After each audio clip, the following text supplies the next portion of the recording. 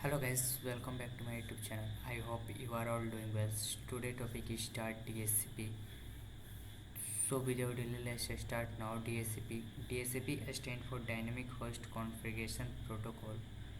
First of all, what is DSCP? What is DSCP?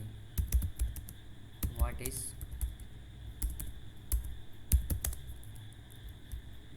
DSCP? DSCP DSCP is a network protocol used to automatically assign IP address, subnet mask, gateway, DNS and other network setting to device in a network.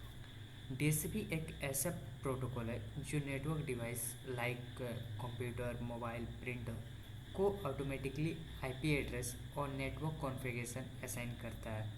ठीक है, इससे manually IP देने की ज़रूरत नहीं होती। जो DSCP होता है इसमें मैनुअली आईपी देने की कोई नीड नहीं होती है। नेटवर्क मैनेजमेंट इजी हो जाता है। इसमें क्या होता है, नेटवर्क मैनेजमेंट इससे इजी हो जाता है। और डीएससीपी जो पोर्ट नंबर होता है, server port number 67 UDP base पे होता है और client port number 68 UDP base पे ये भी होता है। तो फर्स्ट ऑफ ऑल हम लोग लिख लेते हैं व्हाट इज़ डीएससीपी। डीएससीपी होता क्या है। ठीक है, तो डीएससीपी तो समझ गए कि डीएससीपी होता क्या है। डीएससीपी एक ऐसा प्रोटोकॉल है जो network device like computer, mobile, printer को ऑटोमेटिकली आईपी एड्रेस और नेटवर्क कॉन्फ़िगरेशन असाइन करता है।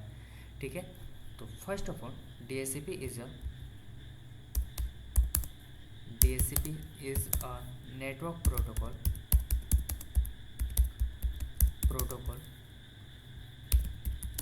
used to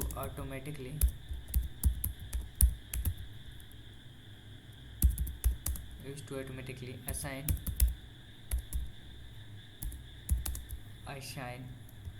IP address, subnet mask,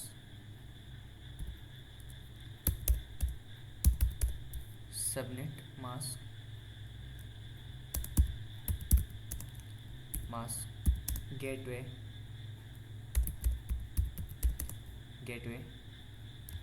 DNS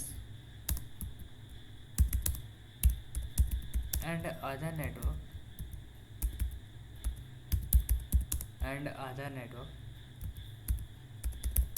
setting to device in a network like DSCP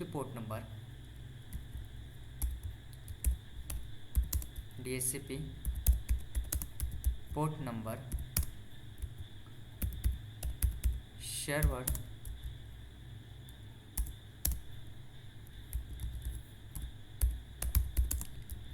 server port 67 UDP, then client port 68 UDP। Okay, तो first of all हमारा जो DSCP होता है इसे तो हम लोग समझ लिए थे कि डीएससीपी जो होता है एक ऐसा प्रोटोकॉल है जो network device like printer, mobile, computer को ऑटोमेटिकली असाइन आईपी एड्रेस करता है। ठीक है, और नेटवर्क कॉन्फ़िगरेशन असाइन करता है। ठीक, तो अब यहाँ पे एक ऑप्शन और आता है कि डीएससीपी की ज़रूरत क्यों पड़ी थी। ऐसा क्या प्रॉब्लम हुआ था कि डीएससीपी की हम लोग को ज़रूरत पड़ी थी। तो why DSCP, why is DSCP needed? Okay, तो DSCP की नीड क्यों पड़ी थी, ऐसा क्या प्रॉब्लम आ गया था कि DSCP चाहिए ही चाहिए। तो ठीक है, तो इसको हम लोग सबसे पहले समझ लेते हैं कि DSCP की नीड क्यों पड़ी थी।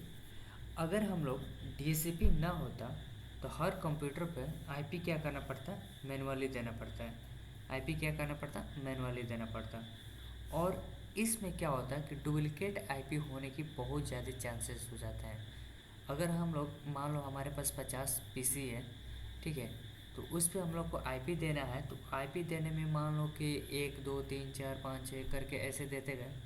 ठीक, उस पर हम लोग का किसी पे क्लास ए का ले लिए, किसी पे क्लास बी का सबनेट हुआ, किसी क्लास सी का, तो उस पर क्या होता है हम लोग को 50 IP पे, तो 50 IP का तो हम लोग को IP और सबनेट मास्क और गेटवे तो याद नहीं रहेगा। तो उसमें डिफरेंट है कि डुप्लीकेट एक IP 2 बार दिला सकता है या गलत भी हो सकता है, ठीक है। और इसमें बड़े नेटवर्क में बहुत ज़्यादा टाइम भी लगता है, टाइम भी लगेगा और मेहनत भी लगेगी। मान लो 50 PC पे हमें IP देना है, तो क्या होगा कि अब 50 IP मैनुअली देने में तो टाइम तो लगेगा ही अप्रॉक्स। और यही जो इसीलिए हम लोग क्या किए कि DSCP को लाएं। और DSCP आने के बाद क्या हुआ, हमारा जो नेटवर्क मैनेजमेंट है IP एड्रेस ऑटोमेटिकली ये असाइन कर देता है। हम लोग किसी पे DSCP चला देंगे तो ये क्या करेगा, ऑटोमेटिकली IP एड्रेस असाइन कर देगा और गेटवे सबनेट बार DNS सब बाय डिफ़ॉल्ट ऑटोमेटिकली ले लेगा, ठीक है। तो ये क्वेश्चन पूछा जाता है कि वाई इज़ DSCP नीडेड। तो आप यहाँ पे बता सकते हैं अगर DSCP ना हो तो हर कंप्यूटर को मैनुअली IP देना पड़ेगा, डुप्लीकेट IP होने के चांस रहेंगे, बड़े नेटवर्क में बहुत टाइम और मेहनत लगेगी। तो इसे लिख लेते हैं सबसे पहले, without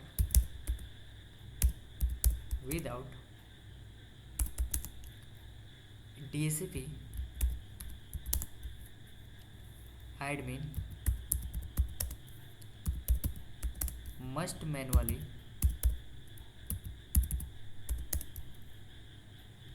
configure IPs.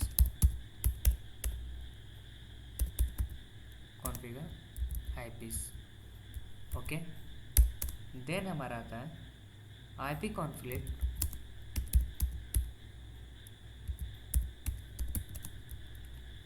Duplicate. Conflict means duplicate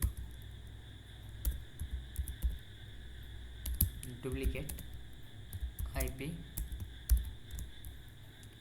can occur then time consuming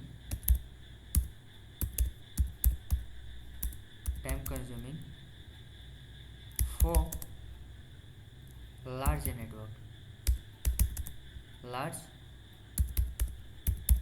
network, ठीक है। ये तो हमारा हो गया DSCP। Why is DSCP needed, ठीक है। तो अब हमारा इसके बाद आता है DSCP वर्किंग। DSCP वर्क किस पे करता है तो वो भी लिख लेते हैं। DSCP वर्क किस पे करता है, चलिए भाई अब सारा लिखे तो DSCP को भी पता चलना चाहिए ना कि DSCP वर्क किस पे करता है। DSCP वर्क करता है डोरा प्रोसेस पे। DSCP किस पे वर्क करता है, डोरा प्रोसेस पे। मैनुअली हम लोग 4 प्रोसेस जानते हैं, discover, offer, request and acknowledgement, ठीक है। लेकिन टोटल जो हमारा होता है इंटरव्यू के बेस पे पूछा भी जाता है कि DSCP में ऐसा बताओ डोरा प्रोसेस को छोड़ के 4 मैसेज बताओ। डोरा प्रोसेस को छोड़ के अलावा इसके 4 मैसेज बताओ। तो इस डोरा प्रोसेस तो 4 है, इसके अलावा 4 और मैसेज होते हैं जो मैं आगे चल के डिस्कस करूँगा, ठीक है। तो चलिए सबसे पहले लिख लेते हैं डोरा प्रोसेस। व्हाट इज़ डोरा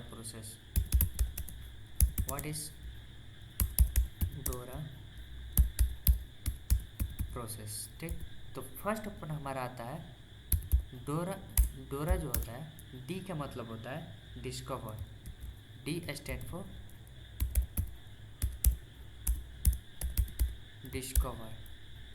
देन सेकंड आता है ऑफ। ओ का मतलब होता है ऑफर। देन हमारा 3 आता है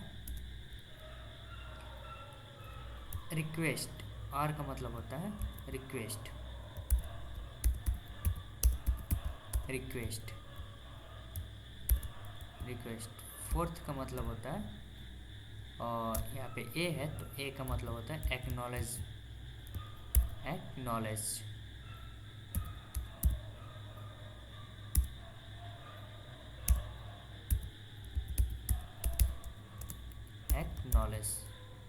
देन हमारा जो फिफ्थ होता है,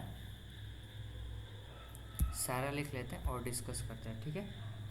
फिफ्थ जो होता है हमारा रियलाइज़ होता है, ठीक है। थोड़ा सा इधर उधर मैसेज होगा तो उससे कोई घबराने की बात नहीं है, ठीक।